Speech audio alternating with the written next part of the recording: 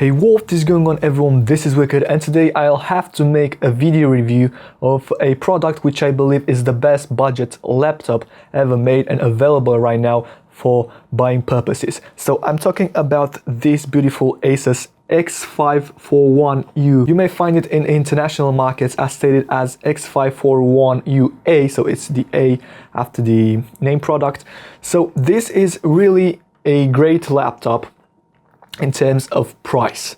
This product, which I have here in my hand, was mainly designed for students, but can be also used by photographers like me, videographers, and maybe for some office, desk work most of the time, because it features a really, let's say, optimistic processor, the Intel Core i3 6th generation. This laptop will perform really well even with those Adobe hardware demanding products like, let's say Photoshop, Premiere, Lightroom for videographers, photographers, as I said before, and we'll get to that later on. But for now, let me drop this a little bit because I think it's really weird compared to my body. It looks pretty big because of the camera position, but let's close it up.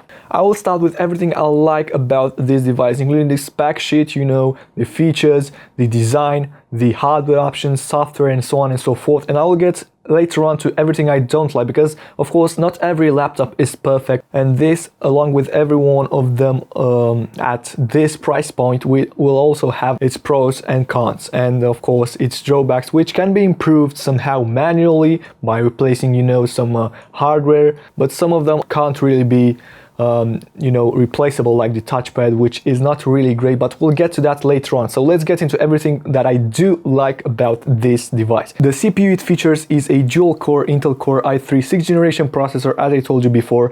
It is known as 6006U with a maximum frequency of 2 GHz.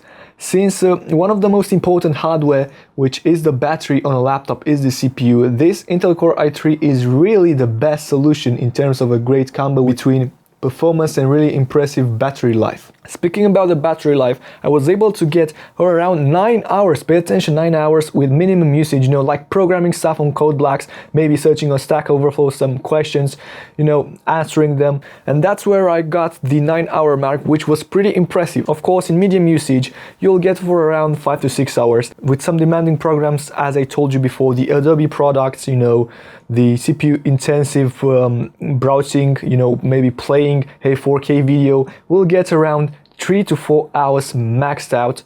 You can also get less than 3 hours depending on what programs you use, how CPU and GPU demanding they are, and so on and so forth. Along with its integrated GPU, the Intel HD 520, in Microsoft Edge, I'm able to play a 4K video without any hiccups, which is really a nice touch. Therefore, maybe a key difference of this device, which is going to separate it from the competition, is this beautiful 15.6-inch 1080p LED display. Viewing angles are great, and I have to say it is pretty much usable in every natural condition, especially in direct sunlight, since it comes with an anti-glare coat over it. The color reproduction is average but satisfactory at this price level. Gaming is definitely not recommended on this device, having this integrated GPU, of course. I'm not a huge game fan. I only play Euro Truck Simulator or mostly simulator games like Driving Experience and so on and so forth. I like cars a lot, that's why I play this type of games, and I have to be honest, this device, this laptop is not really good at playing games. I saw a couple of videos on YouTube regarding this topic. You may head down and search them up along with the HD 520 graphic card. The only game I play on this laptop is actually one which also runs, I believe, on iOS, on Android devices. It's called Alto's Adventure, and it is a 2D game. Of course, it works flawlessly on this device. Regarding the storage, this laptop comes with an SSD with a total capacity of 128 GB.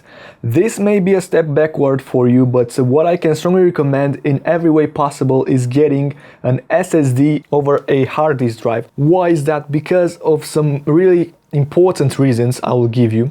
The first one is the speed, the second one is the weight, And the third reason is the loudness. Of course, the SSD doesn't make any noise compared to the HDD, which will make noise. For me, 128GB is more than enough, and if I want extra space for my photos, I can always get a 3.0 external drive and connect it to the only USB 3.0 port. Or another alternative upgrade would be changing the SSD with a bigger one, starting from maybe, let's say, 240GB going up to 2TB. Of course, that might get super expensive and it may be not worth the money for this type of budget laptop, but you know, it's really a nice option to have. And since we're here, let's talk about the connectivity. So with the ASUS notebook, you'll have 3 USB ports, a 2.0, a 3.0 and an USB 3.1 Type-C port.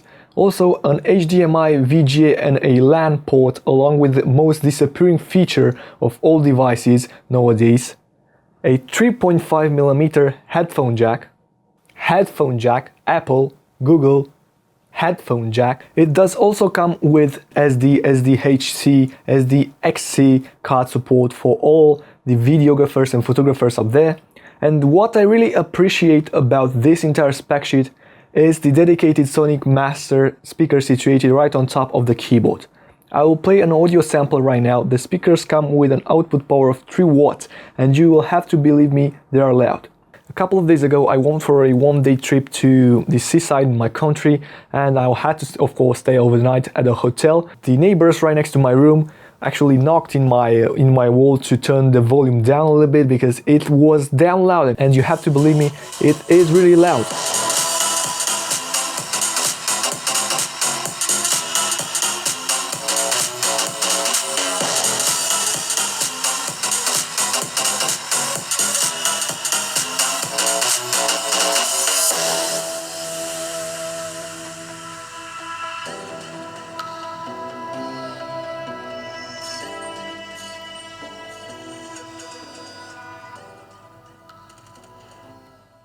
And if you're wondering if for now there are only advantages about this product, well, I'm sorry to disappoint you, but there are also disadvantages because not every product is perfect, and this is of course no exception. And I will start with the random access memory, the actual 4GB of DDR4 RAM clocked at a frequency of 2100 MHz. That's pretty much at a decent level between worst and average performance. For the activities I do on my laptop, it is somehow permissive, but when you're going full speed with Adobe products open simultaneously in your memory, that would not handle it. Don't get me wrong, browsing with Microsoft Edge works absolutely fine, of course with an YouTube video playing in the background and some coding, it just flies without any hiccups. Anyways, there's also an option to upgrade your RAM to a maximum of 16GB if you're really into multitasking. Now, the biggest disadvantage of this notebook, and to be honest, of any notebooks at this price point, is the camera and microphone quality. Also, when I firstly got this device a few months ago, until I finally decided I gathered enough information and feedback from it so I can make a detailed review, I can't really say my thumbs are really in a great relationship with the touchpad. Yeah, I have to say it is big, has multi-gestures capabilities, you know, they work great. I have no complaints about them, but the precision of the cursor, sometimes I need to reposition it after I try it for the first time. I try to modify many settings, moving speed, but I'll guess I'll just have to get used to it. Instead, with the package, I got a wireless mouse, which I absolutely love, and it works fine. Remember at the beginning of this video, I told you that this laptop was mainly designed for students, maybe videographers, photographers, office work, and so on and so forth. This kind of multimedia, you know, multitasking. There is one strong reason why I told you that, because this version of the laptop doesn't come with an operating system, you know, implemented, included from the beginning. So it's not pre-installed, it comes with free DOS. You'll have to purchase a Windows 10 Home or Pro license for it to work. I have also tested Linux, Ubuntu of it, and it worked pretty damn well. So if you're interested in installing Ubuntu and hacking stuff, you know, with Linux, then you can go for it. Now, since the most universities you may be part of, maybe jobs, offer these Windows licenses for free, that may not be a big deal for you. So that's why I told you it was mainly designed for students. Let's talk about the design a little bit, because here I want to cover some important information I noticed.